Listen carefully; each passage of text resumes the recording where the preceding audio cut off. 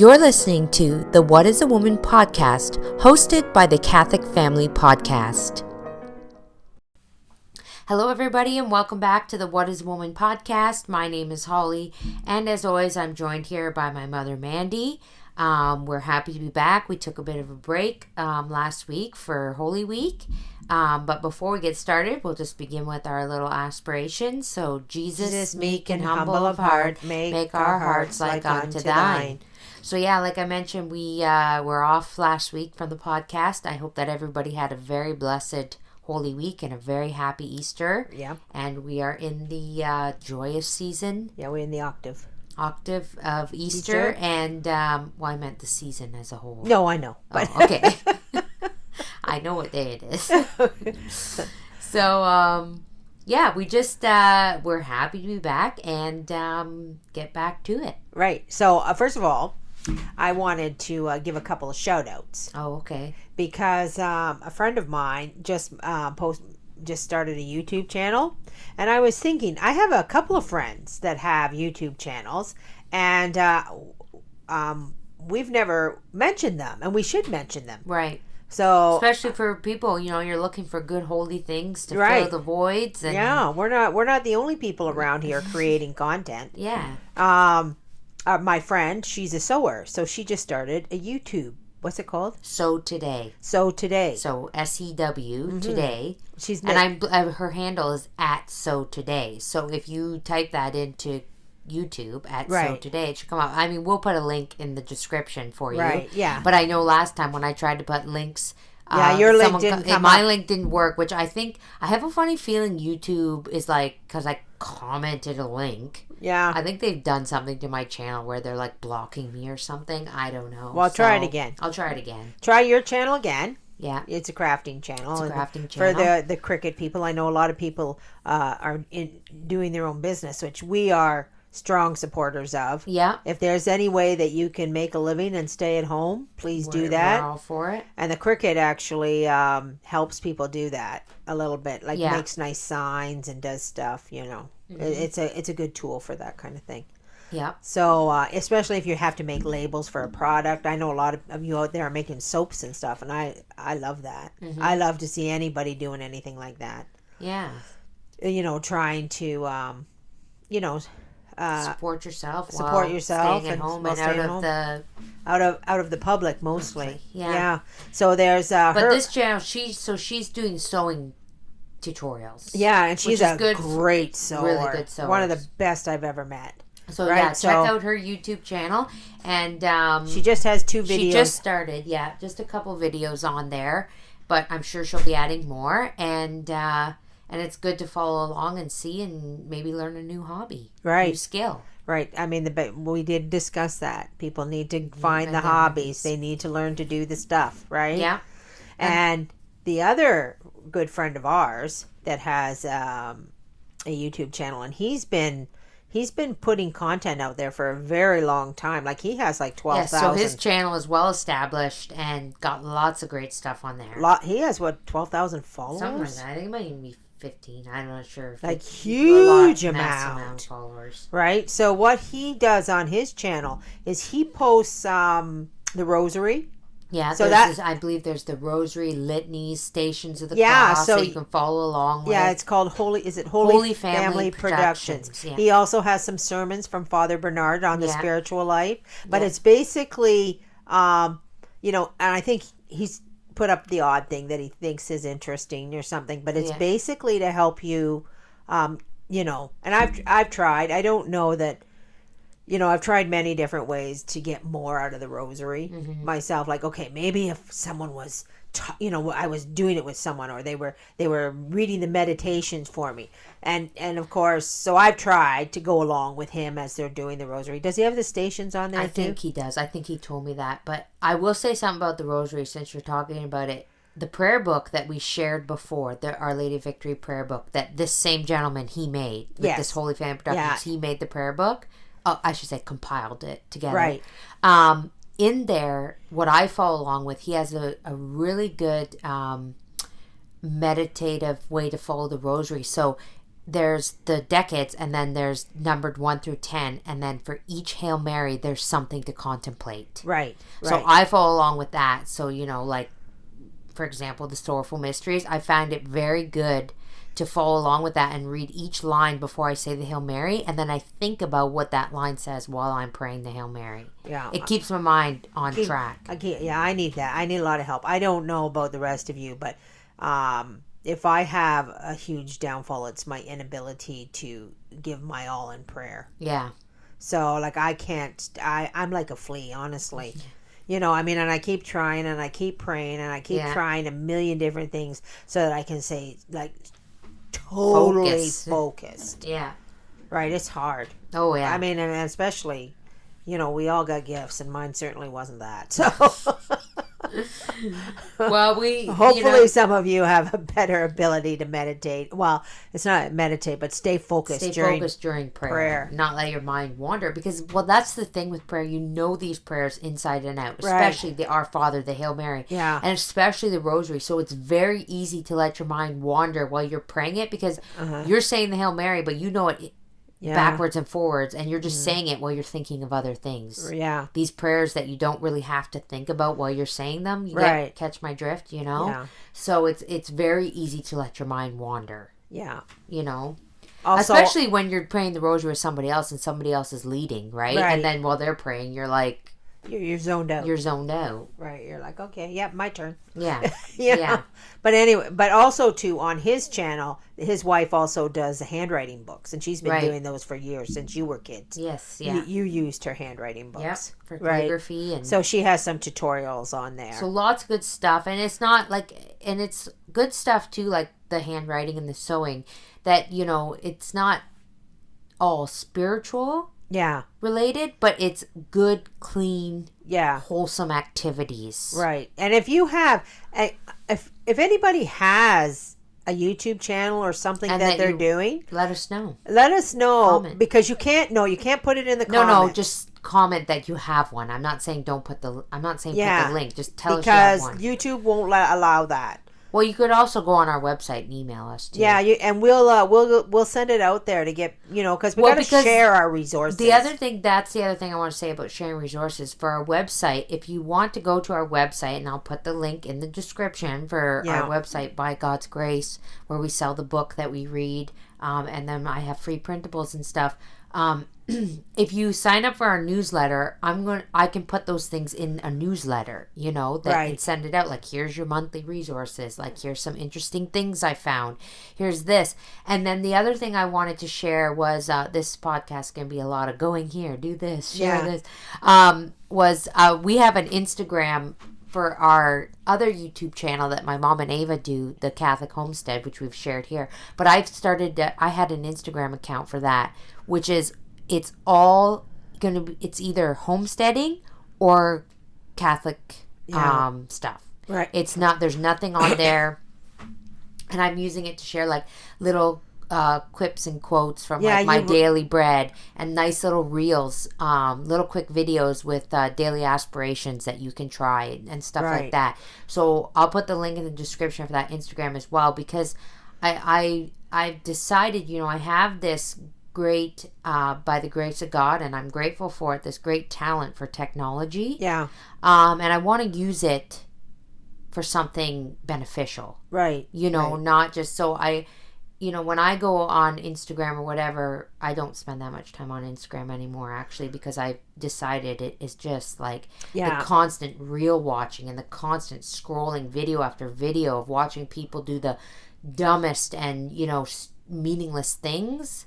I'd rather just interject a little bit. You've decided to pull back. I've decided to pull back substantially because, I was meditating the other day and I thought, I'm going to go to my judgment and God's going to ask me to account for my time. Right. And when I sat and I thought about that, that's a very scary thing. Right. That God is going to say, what did you do with the time I gave you? It's very scary to think that you're going to have to answer for all that. Right. And if you weren't using your time in a manner that's... Yeah, Father James, did I tell this story? Like, we're getting so that we've had so many podcasts that I forget what I've said and what I haven't said. Now, Father James, he's a CMRI, and he was our our priest for a while, and he reflected once to me. This is years ago, and he's elderly, like he's substantially older than I am. Mm-hmm. So he remembered when television became a thing, right? And he said he remembers, the television being there and when it came, and they were watching shows, and he said that he reflected that there was nothing wrong with what they were watching. Yeah. Right. He said it was just, this is back maybe in the 50s or when television's, you're watching a little Howdy Doody. I feel like I've said this. Yeah, you have, I think. On the podcast? Yes. Okay, well, good refresher. And he said that, it wasn't so much what they were watching, but the time it was stealing from you. The time it was stealing, yeah. And when he could have been doing other things. Yeah. And I think that we should, take that into consideration with everything that we're doing. Yeah. Well, I know I was like, obviously Lent comes and I'm like, the TV goes off, right? Mm-hmm. And so when the TV goes off, then you really notice how much time you have. Right. Like when you're not, and I mean, we don't watch a lot of TV in our house to begin with anyways, and we don't, like, it's always like I watch, old movies, or the kids and I watch Road to Avonlea or something. Yeah. But you do notice how much time you spend in front of that box. Right. When you could be, even if you're just watching harmless little TV. Howdy Doody. Howdy Doody. Road to Avonlea, like, there's nothing wrong with Road to Avonlea. No. I've watched it, Yeah. But you are like, what could I be doing instead of yes, just sitting here? Yes. Like, And sometimes with television watching, the more you watch, the more addicted you become. Yes. Right. And I mean, especially so you're always looking for the next show to watch. And I think that I'm only going to just touch on this briefly because I think we know it. But, that is the pure evil and the sickness with the way TV has progressed. Yeah. With the Netflix and the streaming, that you can sit there and you can just binge and continue watching. Whereas, back in, even when I was a teenager. Yeah. Or even when I was a young adult, like, this streaming is not that old, Right. You had to watch your show, whatever show you were watching, say, and then they would air an episode a week. Right. And you had to wait a whole week. Now, you can sit there and watch season after season after season of television. Or they would give, when I was a child, you had, a couple hours on a Saturday morning for kids. That was for kids, right? And then you had a couple hours after school. Yeah. That they gave to the children. Yeah. But there was, if you were at home in the middle of the afternoon as a child, there was nothing on that television that you would be interested to watch. Right. Right. Maybe a game show. Right. This is back when I was a child. Yeah. But it was mostly soap operas, daytime, like it was considered daytime television. Yeah. Where now the children they have at everything. their disposal 24/7. Cartoons, whatever they want to watch. Yeah. And if you don't think that is having an effect, like even the instant I want this instantly. Yeah. I need to watch Scooby-Doo right now. Yeah. And that transfers into everything. And we're a failing society. We already know that. And actually it's kind of funny. We didn't actually make a list today. We came in here to wing it. Yeah. But we are going into something that I wanted to talk about, like a failing society, because we did Holy Week, right? Mm-hmm. And you went to church every day, right? Yeah. You made it a legit Holy Week. Yes. I missed a couple of days. I missed Monday and Tuesday. Yeah. But we did. We were literally not in the world. No, I for a solid week. I said to myself when we went to church on Palm Sunday, right? And then I spent the day, whatever, and then I woke up Monday morning and I said, it is Holy Week, and I am removing myself, from the world, except for completely. That one moment. Yes, we had one momentary lapse in judgment. It was just I needed to get an Easter open. You decided at the last minute that your son needed a new Easter open. Not last minute. He did because he ruined his church pants. Oh. He got that paint on them. The brown ones. Anyways, it's not important. You guys don't need to know about that. But we were painting eggs, and he got paint. My mom got it out, but the knees were very worn. Yeah, it was. And they were starting to look a little floodish, you know. Yeah. So I thought he needs a nice Easter outfit. So I said to my mom, I said, "Do you want to go to the mall and get an Easter outfit?" Because I don't know where else to go anymore. You certainly can't go to Walmart. You certainly cannot go to Walmart. They don't have anything nice for dress. Maybe occasion. At the thrift store.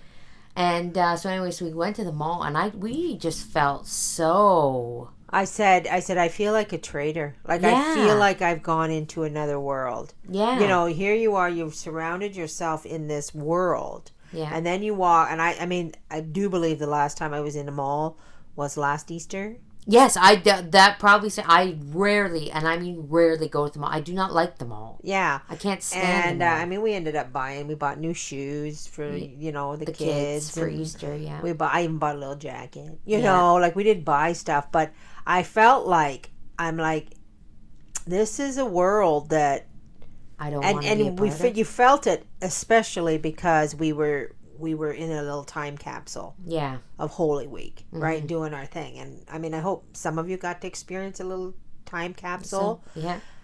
But we really felt it. And I was like, when I was there, and I did say to you, I said, I feel like we shouldn't even be here. Yeah. You know, like I feel like, we've come so far that standing in a mall is like standing in a different universe. Yeah. Now, we're not saying you can't go to the mall. I'm not judging. Like, I'm not saying you can't go to the mall. Or you can't go shop. I mean, we gotta do what you gotta do. You gotta do what you gotta do, and we did what we had to do. But what we're saying is that it did feel very weird. It did. So, speaking about all this weirdness of what's going on in the world and how it does feel like if you're trying to live a spiritual life, that when you remove yourself and you go into the world, you do actually feel how different it is, right? So I found this book. It's by Father Edward Lean, right? One of Edward Lean, of Father Bernard's favorite Father author. Bernard uses this. This is the Holy Ghost book. Yeah.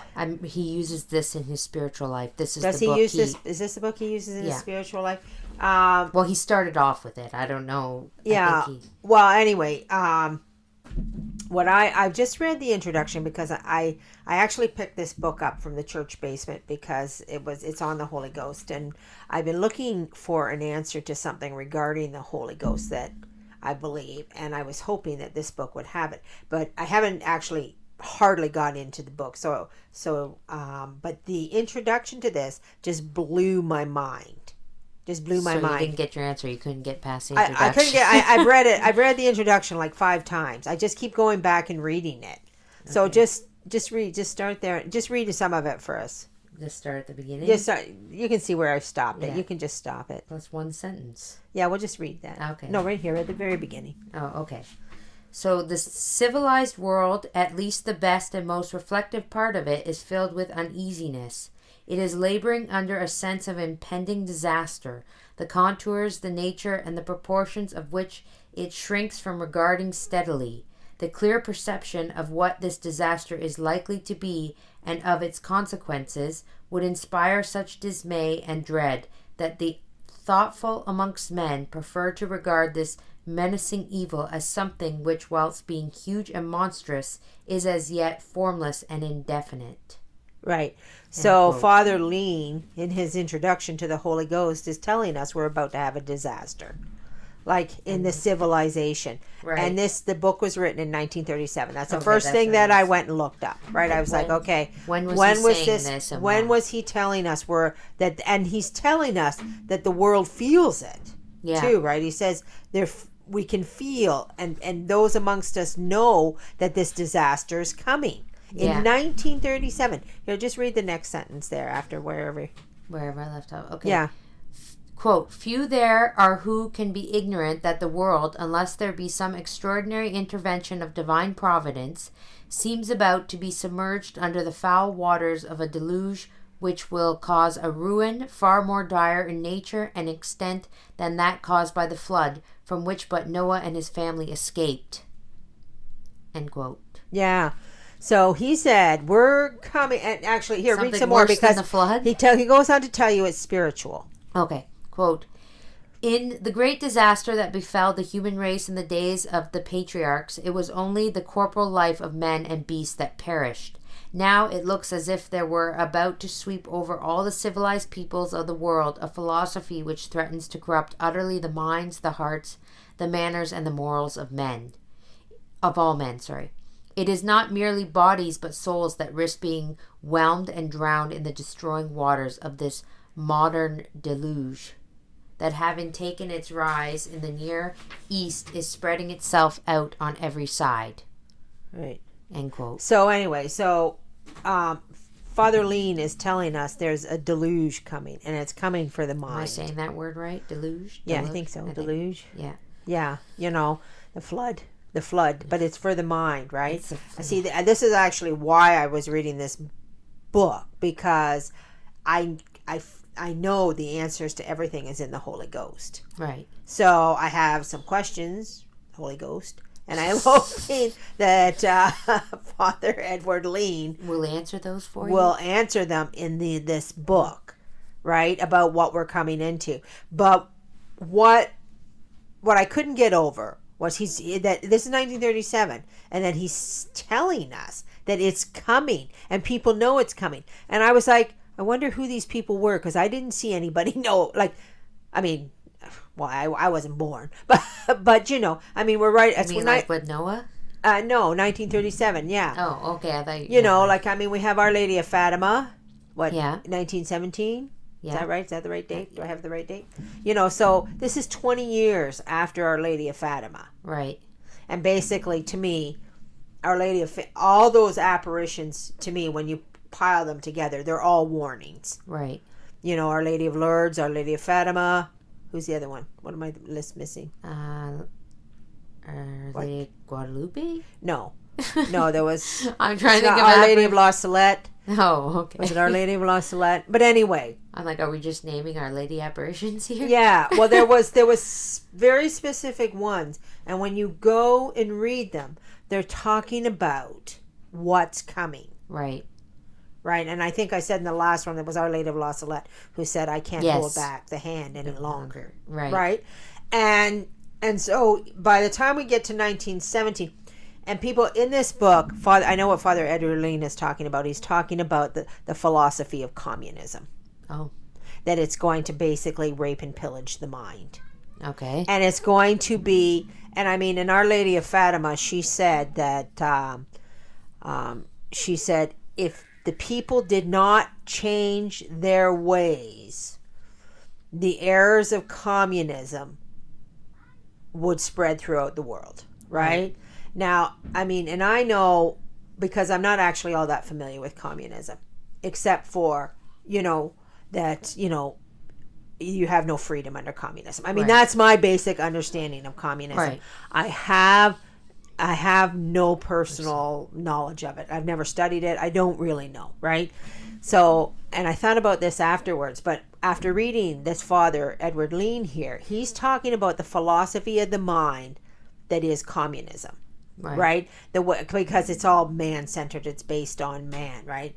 So when he said Our Lady of Fatima was going to, when Our Lady of Fatima said that this error was going to spread, right? As a simple person, I just thought she meant Canada would become communist, the United States would become communist, everybody would become communist, and to me, on a physical nature, I believe that would mean we would all be slaves of some sort. Right. So we have been deceived because we haven't been looking at the spiritual end of that it's of the mind. Yeah. Right? And this is why... Well, because when you think about it, how many people are out there walking around thinking things, and then you wonder, do you really think these things, or are you just thinking them because everybody is telling you to think them? Right. Like, like the social... justice war, like that kind of thing. Yes, yes. Like so the left and... It's talking about a raping and pillaging of the mind that's going to come, and that the philosophies of communism, maybe the beliefs of what made communism come to be, we're going to be. I mean, I think that's already happened. Right. Even that because we are like Canada's a socialist country. Right. So all these errors, these grand man important errors, they're already here. They've already been inflicted. They've been sowed. Like, they've been, Just read a little bit more of that because we're not going to read the whole book, and we're actually not. I haven't even read the book, but. Okay. Quote, "This evil system of thought degrades man to a degree to which he was never hitherto degraded since the foundation of the world.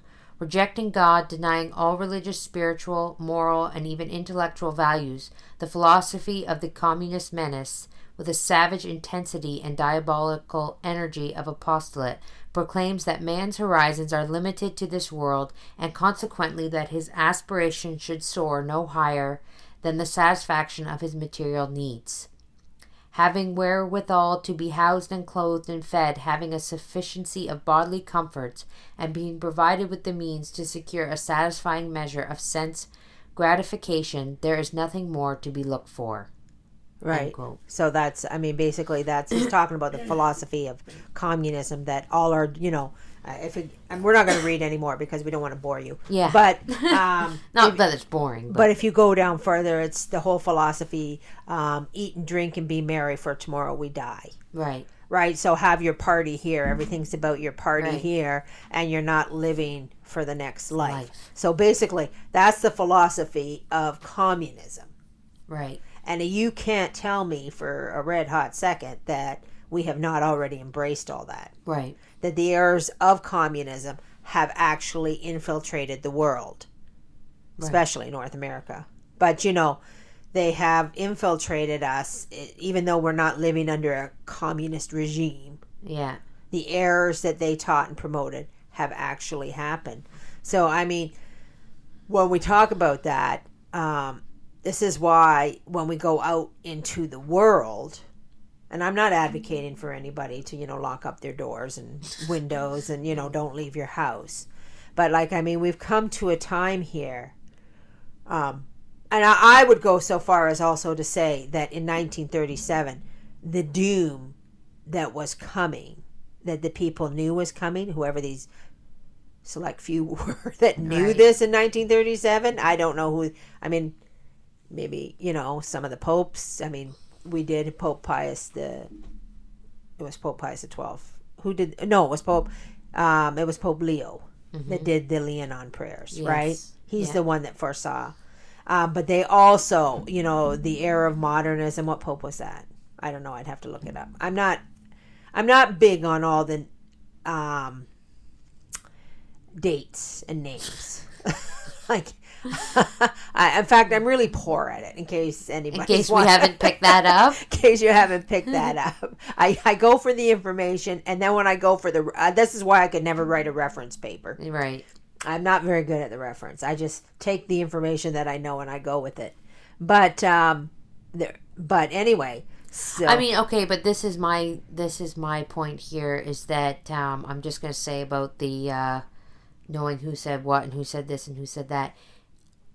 And this may sound very wrong when I say this, but I don't think it takes an idiot to see that the world is evil. I know. I don't think you need to. I think you need to just open your door. Yeah. Take a look outside, see what's out there. As a Catholic, I'm saying, and go. I shut the door. I need to remove myself. From this, and I always reference this, and I know it's a movie, but it reminds me of the scene in the Ten Commandments where Moses comes down from the mountain, and then they're all dancing around the golden calf, right? And it's just chaos, and it's sickness, and it's just pure evil, right? That's what I see when I look out into the world. Yeah. And I see the billboards, and I see the commercials, and I hear the music, and I see people dancing around a golden calf. Yeah. That's all I see. Right. So I just look at that and I go, I do not want to be a part of that. Right. So. Right. So. It's coming. No, it is, and it's just. And I've actually this is probably because they've always said that from the beginning of time. When Jesus talked about his second coming, the apostles thought, that they'd be there to see that, I guess. I don't know. Like everybody has always thought that. Yeah. That's not like this is not a new idea. What, that they think they're going to be around for the second coming? Yeah, the end of the world. The end of the world? Right, that the world is so bad that it must be the end of the world. Wow. Like that's a common theme. Like everybody has always thought that. People are like, I can't get much worse than this. It can't get much worse than this. Like, I mean, I thought it in the 80s. I thought it in the 80s. I thought, wow, this world is bad. And I just can't. I can't. Well, I know, but now look at where we are now. Yeah. The things that are going on, you wouldn't even have been able to imagine, I bet. No. It's like, even in the last 3 years, 4 years, it's just like, okay, this is ridiculous. Yeah. Like, this is like beyond, how do you go out and be the light of the world in that? And I mean, to me, and I know we've said it time and time again on this podcast, the war of the mind, the war of this, I don't honestly, and this is just my personal, very humble opinion when I say this, I don't think you can fight it. Yeah. Honestly, I don't. I not fight it, but I don't think now, personally, this is again my humble opinion, I don't think it's time to stand on a soapbox. Yeah. I think it's time to get down on the knees. Yeah. And pray and sacrifice and do what you can do. And I'm talking for myself. Wow. That, you would do far better preparing yourself. Right. Praying and sacrificing than trying to fight whatever the heck is going on out there, because wow. Yeah. Like, it's for me personally, I don't even want to attempt to go into that. See, in the 80s, when you guys were young, well, no, you were young in the 90s. In the 90s, when you were young, like, we still expected, I expected you to go to school. I expect you to get good jobs. I expect you to be good citizens in a world, right? I mean, I don't expect that for my grandchildren now. Yeah. I don't know what we're going to do, but I mean, we will do something. We're not about doing nothing. No. We're not about. But we're about what we're about. For me personally, my family and I think I can speak for my siblings when I say this. Yeah. Is we're going to create our own world. Yeah. Our own fun. Our own. Yeah. Our own thing. Like we're going to. It's like I don't want to mix with that. Yes. And I mean, and I would tell you, this is coming from somebody who has secular family. Yes. Secular people in my life that I do have to deal with. I cannot turn my back on them. Right, right. And when I say secular, I mean of the world. Yeah. Not Catholic.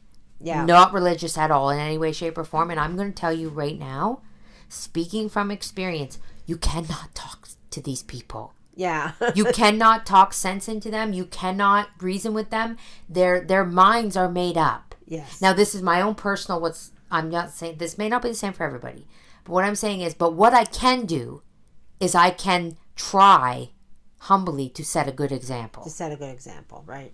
I can just try with my actions. Yeah. To set an example. You know? That's all you can do. I believe that's all you can do. Right, right. Well, the other parallel I'm going to talk about too, because we just we did a lot. We watched Jesus of Nazareth. We watched the Ten Commandments. We watched the Passion. We spent some time, doing these things, and they said that the end of the world will be a parallel time. The world will be at its worst. The only time it's somewhat equal to that is when Jesus comes, right? So when Jesus was there and the end are the two worst times in history. I don't know where I read that. Again, bad with references, bad with names, bad with numbers. She doesn't have a book. She's got nothing. I got nothing. I just know that, right? So when I watched Jesus of Nazareth, I looked, because I've watched it steady. My mom used to watch it every night. I used to watch it every night. Put it on and go to bed. I used to put it on and go to bed. That's what I did, right? So I have a lot of it actually memorized, right? And the one thing that I noticed is if you pick out the key players, right? So if this is a parallel time, if the end of time and the time of Jesus of Nazareth are the same, are of equal, then the players are the same. Yeah. Right? So if you kind of pick out who they are, and I'm just using Jesus of Nazareth because it's a good example. You have your Pharisees, you have your scribes, you have your zealots, you have your Romans, you have your pagans, right? You have all that, and then you also have your saints. Yeah. Right? So, the zealots, they're fighting for Christ, and, we're going to take over everything. For revenge. They just want a revenge. They wanted God to come and smite some people down and, straighten this mess out. Yeah. And, we've all met a lot of those, too. Yeah. Right? Like, when is God going to rain down his thunder? Yeah. But if you looked at Jesus of Nazareth, if you looked at the movie and you picked out who the saints were, Mary Magdalene, St. John, the apostles. Well, but even Caiaphas, not Caiaphas. Whoa, Nicodemus, Joseph of Arimathea. Yeah. You look at them and you see how they were acting and how they were behaving. Mm-hmm. Right? They were just in the movie. Every time they're just kind of quietly peering around corners. Well, and actually, funny enough, just basic little thing about Nicodemus and Joseph of Arimathea, because I was reading in the Meditation on the Passion of the Christ. Yeah. And it said that both Nicodemus and Joseph of Arimathea were always leaning towards Christ, right? Yes. They loved everything he said, but they were afraid to side with him because of the fallout that they would have got from, because they were high priests, right? Right. But once Christ, it's in the book, once Christ was crucified, they rose up, and they were not afraid, and they went to Pilate, and it said in the book, you know how hard that would have been to go to Pilate and say we want his body, right? That would have been a terrifying thing to do. Yeah, like the strength that it took for them to do that, it said in the book, was like they had to rise up, and they really so to me, I just see like that to me was God's grace rewarding them, right.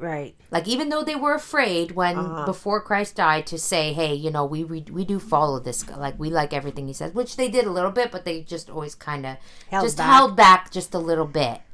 Yeah, because they were just like, and when I see there's that one scene where one of the Jews is out in the street screaming, "How long must we wait?" That was a zealot. Yeah, it was a one zealot. Of the zealots. And then Jesus and Joseph just kind of peek around the corner. I'm here. I'm watching. I'm watching. Yeah, I'm watching. And but that's the way I view it too, right? I feel like if we're going to be saintly about this, we just have to be on our toes, and I mean the signs are all there. The signs are in this, wherever, and we have to just guard ourselves and just be going about our business and just be waiting. We're waiting. Yeah. Patiently, lovingly waiting. Yeah. That's all. Yeah. Right. And which, funny enough, so we're talking about basically the world and how to live or not live in it. Yeah. I don't think that we've answered any question there in that regard, except for please do not go out and board up your windows and lock your doors and do all this crazy stuff. That's not what we're getting That's not what we're getting at all. When we say to remove the world, you have to remove it from your heart. Yes. Yeah. Right, is what you have to do. But in our book, again, a book written in the 1800s. Mission and Duties of Young Women, not the book we referenced at Not the other book, which I have barely. I can't get past the introduction. I keep reading it over and over again. That's how I read books. Oh, you just pick out the parts you like and read them over? No, I just read them and I'm like, okay, I didn't get enough. I actually, when I read a book, I actually sometimes will take a week on one paragraph. Oh, I do that too, actually. Like with the Meditation on the Passion. Yeah. There was paragraphs where I just sat there and I read them over and over and over again. Right. And I was like, because I just love this part, I'm going to read it 20 times if I have to. And then you're kind of like absorbing it. What exactly is being said? Like I don't do a lot of speed reading. Sometimes I do skip over reading. Yeah. But if I'm actually reading something, I feel like I have to get as much as I possibly can out of it, so I just keep reading it. But in our Mission and Duties, right, You're on chapter 3, Mom. Well, where were we? We're on. Okay, so it's talking about basically what's chapter 8? Yeah.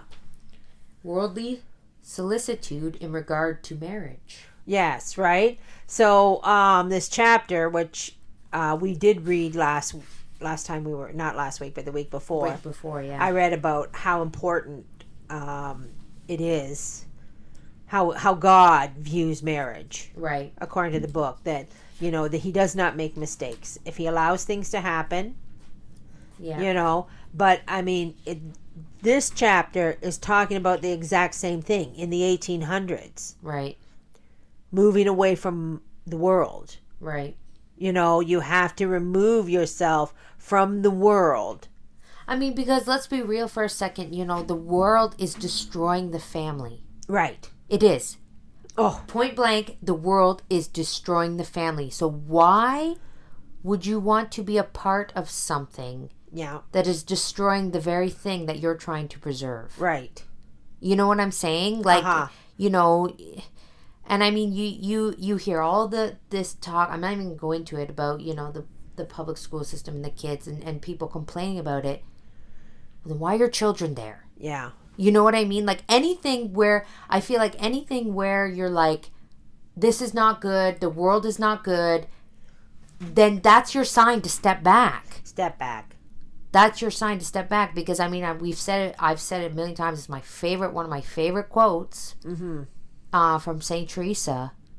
The world is thy ship and not thy home. Right. This is a ship to get you to where you need to be. And I'm going to tell you, just from watching the 10 Commandments and Charlton Heston there, and in both, I also watched Ben-Hur. Yeah. we did them all. But anyway, I said to my son, what is, and of course, to me, I love to see a great man. When a great man rises up. They're few and far between. I love to see that. So, I'm watching Charlton Heston in the 10 Commandments, right? And I said, do you notice when they're portraying, and they don't do it anymore. Nobody does this anymore. But they're portraying a great man. Yeah. So that means he does what's ever right. Even when he was an Egyptian. Right. Quote unquote, an Egyptian. Yes, but even before that, though, when he found out he was actually a Jew, he went to live among his people. He didn't care, and then he stood before Pharaoh and said, I'm a Jew. Yeah. Throw me into hell. Throw me into prison. Kill me. Do whatever you want. Yeah. Don't care. Yeah. So they always do what's right. Yeah. Without caring. About the consequences, say or what the consequences of doing what right is. Yeah, like he has no fear of throw me in a desert, throw me here, throw me there. Well, I mean, even like I know it's a movie, but the part where they're putting the stone together and Yoshabel, her cord gets caught under the stone. Yeah, and the taskmasters are like, well, she basically like the stones are going together. If she dies, she dies. Yeah. And what's one old lady? And then they go and beg mercy. She tells Lily the water girl, go beg mercy from Prince Moses, right? Yeah. And then he comes down and he's just like, basically like, you're gonna kill an old lady? Like, you can't stop the stone? Like, what is wrong? Like, it's just that stern, like, this is wrong. Yeah. And you're not doing it. Right. No matter what your reasonings are, there's always in these old movies, especially the 10 Commandments. Well, they had more of an ability. They had more of an ability to understand what it was to rise yourself up, or a person who was risen up or picked from God. What that type of person would actually be meant. Not all the nonsense that we get now. Like. Well, he just had a weak moment, like every other day, Yeah.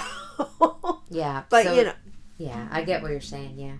So if in this book, the book is telling us in 1800 to remove ourselves from the world. Right. Right?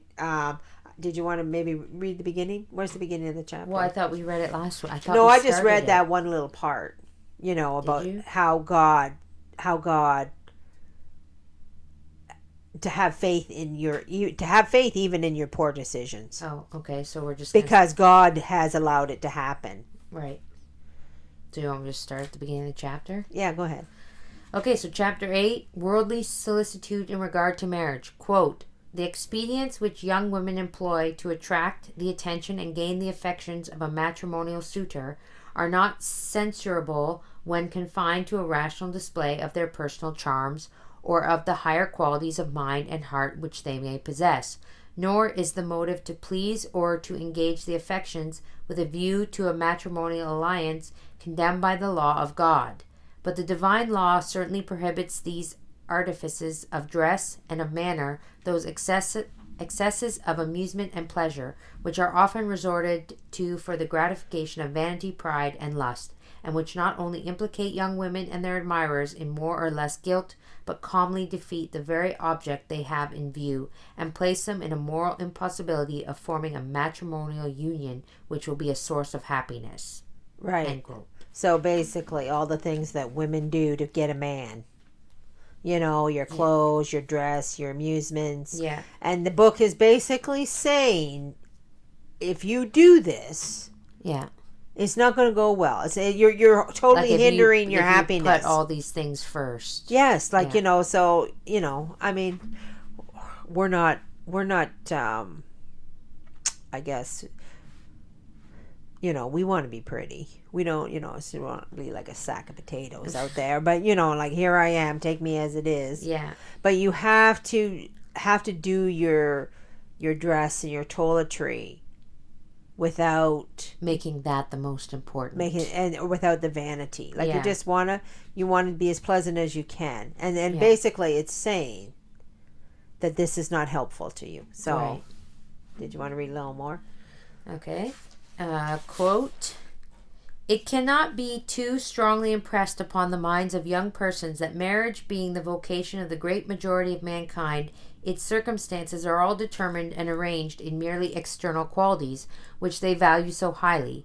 If a man, poor in worldly goods, but rich in piety and generous sentiment, offer his heart to a young woman, how many difficulties are thrown in the way of such a union on the part of the girl herself or that of her parents. Whatever confidence a child should have in her parents, whatever regard she should pay to their wishes, she should never, in deference to them, lose sight of her obligations to God, nor disregard what is essential to her happiness and the salvation of her soul.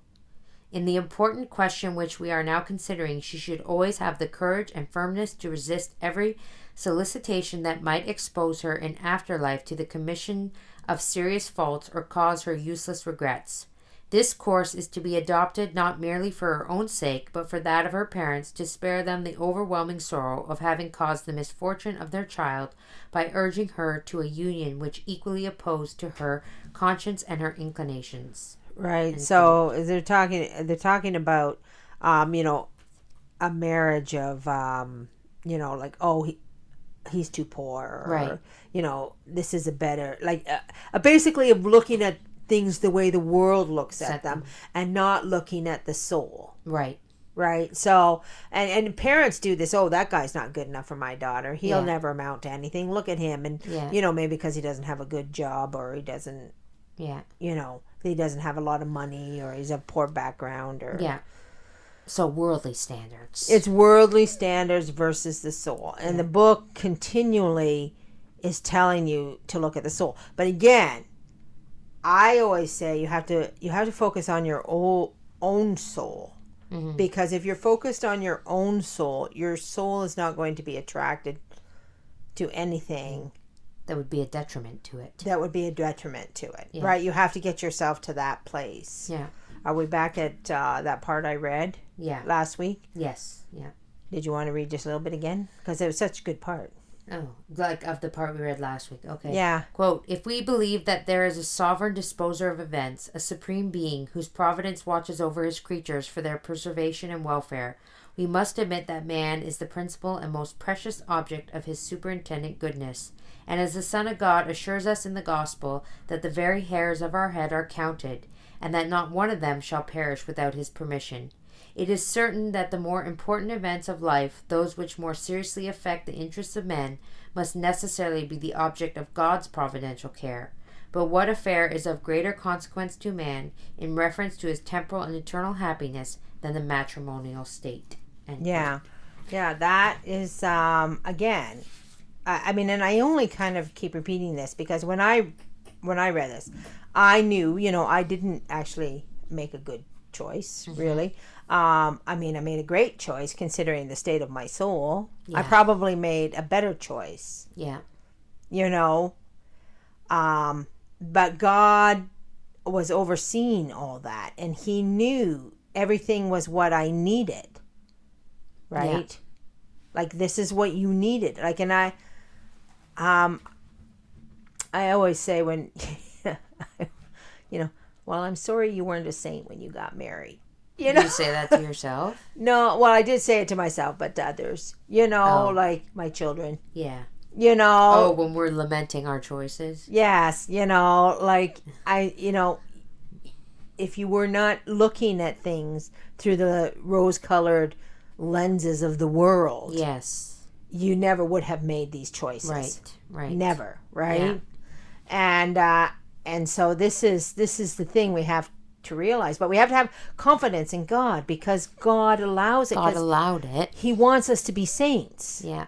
And if you're looking at something through a rose-colored glass, then you're not on the road to sanctity. Right. And He wants you to get on that road. Right. Yeah, I mean, like, if it's the rose-colored glasses of the world, that's we should try because if you're always searching for your worldly happiness and your worldly pleasures and searching for how to be happy here, then you're not thinking endgame. You're not thinking endgame at all. Yeah. You're not thinking about And I'm just saying that generally. I'm just saying, Right. That's just a general statement. It's not meant to be judgmental. But because, there are times where the world does have, the world does have a substantial pull. Substantial? It's huge. It's huge. The pull is huge. And it does take a lot of prayer and a lot of sacrifice to fight that pull. The one thing for everybody. I know. The one thing, though, I have to say, from somebody who's quite, was around in the 80s, was around in the 90s, I personally feel it's easier now. I don't know. Maybe you could tell me. Like, we don't know anybody now that isn't, like, kind of like-minded. Like, we just hang around people that are like-minded. Well, it is easier, but I will tell you that, for myself, personally, I do feel a deep sense of regret and sorrow. For the simple fact that it's easier for me now. How do I say this? It's easier to turn my back on the world now. I'm older. That's what I mean. No, but I mean not because you're older. I'm talking personally here. Because I'm older and I care less. Yeah. Right? Versus when I was a young adult and coming up into the world and the world was my oyster, Right. And I didn't have the strength then and the love for God to turn my back on that. But that was when it was hard to, like when you're a young adult and you're trying to figure out where you're going to go in life, right? Yeah. And the world is pulling at you. And the world is saying, I can offer you this. I can offer you this. I can offer you this. It takes a very strong, holy person to say, I don't want those things. Yeah. I want to live for God and for God alone. Whether your vocation is nun, priest, or marriage. Right. It takes a strong person to say in that moment, I want to do what God wants me to do. Mm-hmm. I didn't do that. Right. Right? The pull was too strong for me, and I was not holy enough or spiritual enough to resist it. And I regret that I allowed that to happen. Well, maybe we could ask. Because now it's easy for me. I'm older. I'm married. I have kids.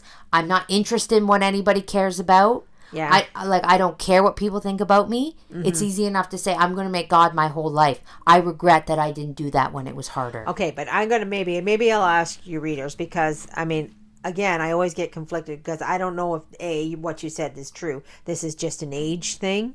Mm-hmm. but or if it is easier. Because that I'm saying for me it's no, easier. I know for you it's easier, but you're 20 some years younger than me, right? But for me, like when we were being a person in the 80s, it was all about the world. Like church was just well, we go on Sunday, we say our rosary, we do things. I mean, don't get me wrong, it wasn't just church on Sundays. Church was our life, right? We whatever, whether it was girls' camp, whether it was holy days, whether it was this, whether it was picnics, whatever. It was still our life. But a huge portion of the world existed. Yes. And, you still, like, you were still thinking about what school to go to, what to do, where to go, what to get a job, whether you're playing minor sports, whether you're, we were still, and there were so many people back in the day involved in our life that weren't Catholic. Like we were just these we were really a minority, a huge minority. Right. Oh yeah. And now I feel like, this is what I feel like, and maybe you can tell me if I'm right or if I'm wrong, that the fruits out there are so horrific. Like I was a lunatic in the 90s. Yes, no, I know what you're saying. Like it's like people looked at me and I was a lunatic. I do believe it is easier now to look out there and say, you people are all evil and crazy and I want nothing to do with you, and to just, it is much easier. Like, because back when we were teenagers and what, people weren't, they were bad, but not like they are now. Like, because now we're in what, next level crazy. It's like a clown world. I know, but maybe... It's not even bad. It's like crazy. But Mom, maybe if you think about it and you think about back to when we were teenagers, and if we did guard ourselves, because they weren't good. No. Like, people weren't good. No. They weren't as evil as they are now, but they weren't also very good. I was in some very bad circles, and if you think, maybe I didn't guard myself. No, I know, but... I shouldn't have said, well, they're not that bad, so it's okay. Yeah. You get what I'm saying? No, I know. And people said, and this is the other thing that people are a little confused about maybe, because I always say you guys were bad, right? But you weren't bad. No. You were good kids in a bad world. Right? And you always compared yourself to the other kids that you were around. Right. And I'm like, what are you doing? Why are you doing this? And you'd be comparing yourself to, well, I'm way better than all these people. Yeah. And you think I'm so bad, I'm really good. Like, that's a little bit of a pitfall, too. No, it is. Yes, that was a huge pitfall. Because I'm going, what are you doing? Yeah. And you're going, well, I'm not doing what these guys are doing. Yes. I'm good, they're not. And I'm going, you're not good. You're not a saint, Yeah. Like, so it's a matter of who you compare yourself to. But I feel like, I mean, COVID has done this. Like, it's made everybody kind of retreat, everybody retreat into a circle. And we haven't gotten out of our circle since COVID. Yeah. So, our world is still very condensed with just our people. Right, right. But anyway... I mean, it's just funny because you think of something like, for example, going back to when we went to the mall. Yeah. Okay? I will tell you, I was wearing an outfit. Yeah. That I wouldn't have been caught dead in. Yeah. When I was in my 20s. Right. That outfit that I was wearing. I was just wearing a nice long black skirt, a nice shirt. I had my big miraculous medal on and a nice cardigan. Yeah. And some nice shoes and leotards, Yeah. But like, and it was super easy for me to go out in public wearing what I wanted to wear, which I thought is pleasing to our Lord, right? And not care what everybody's looking at me. And I will tell you, I stuck out like a sore thumb. Well, you were also with us. No, I know, but that's what I'm saying. You stuck out like a sore thumb. When I was in my 20s, I would not have done that. Oh, really? I would have been like, I can't go out in my church clothes. My church clothes. But now church clothes are just my clothes, is what I'm saying. Right. No. So it's like, that's what I'm saying when I say it's easier now, because I don't care. I know, but you got a daughter coming up. I know. And she's very sheltered, really, in the aspect. Very sheltered. In friends and people to hang around with her own age. Yeah. Like, I don't know what she feels like because she was there was me, you, and our two children. Your two children, right? Yeah. So we had just come from church. Yeah. We'd come from something, I don't know, Mass? I don't Well, know. we were at the church. I'm not sure. Dropping things off or something. Yeah, maybe. Yeah. And but anyway, so we're all in dresses, which Yeah. we normally wear anyway. Yeah. But the three of us together, and they were all like, they wouldn't be considered old fashioned dresses. You know, you had your slick little shoes on, and Yeah. you know, but the four of us together, like, clearly we would have stood out. Yes. Maybe one person on their own doesn't stand out, Oh, but like three people, three women, yes, in skirts, yeah, that stands out. And you stand out because I saw people looking at us. Yeah, going. You see them, and they're like looking at you, thinking, "Where did they Mennonites?" From? Yeah, you know. I mean, my point is though is that I don't care. I don't care either. I don't care. Yeah. You know, I stand out. I look. But does your daughter care? Well, I don't know. She didn't seem to care. So yeah. Maybe I don't want to ask her because I don't want to make it a ta-da, but right. We'll just have to see, you know. So it's just very interesting. I know we kind of jumped around a lot this week, and we didn't really dive into the book too much, but well, as I said to you, these chapters here are probably my least favorite. Yeah, is that what you say? Yeah, the one before that, you know. Well, the chapter 10, maybe we should just jump right to chapter 10, which is piety. Yeah, that would be. Because the next chapter is private interviews before marriage, and I don't know that that's really. Well, it's about being alone with a guy before you're married. No, I know. I don't think we really need to talk about that, do we? Well, we should talk about everything. Oh, okay. Sorry. If you want to, I want to know what the book says. Yes. Okay. I want to know what the book. Well, we'll be back next week, and my mom and I will hash out which chapters. I'm just kidding. We'll do them all. So anyways, I will not forget to put all those links in the description so everybody can check out all the great resources that we mentioned at the beginning of this podcast. And I just did want to mention again, you know, if you have any comments or you want to weigh in on anything, always feel free to put them below for us. Or as I mentioned, please do sign up for our newsletter on our site. Uh-huh. It's at the bottom of the site. You just put in your email. And then I think that's a great way for us, rather than every week being like, you know, we'll still do this, but I'm just saying, you know, if I think of things, I'll just send out a newsletter. Right. You know, and it's not going to be obnoxious. Trust me. I'm very busy. So it won't be like, oh, great, Holly's sending another newsletter. This is the 5th one this week. I will not bombard your email with nonsense. I can assure you that. All right. So anyways, so we do hope that you will have a very blessed week. And as always, may our Lord bless you and Our Lady guide you. And Saint Teresa, pray for us.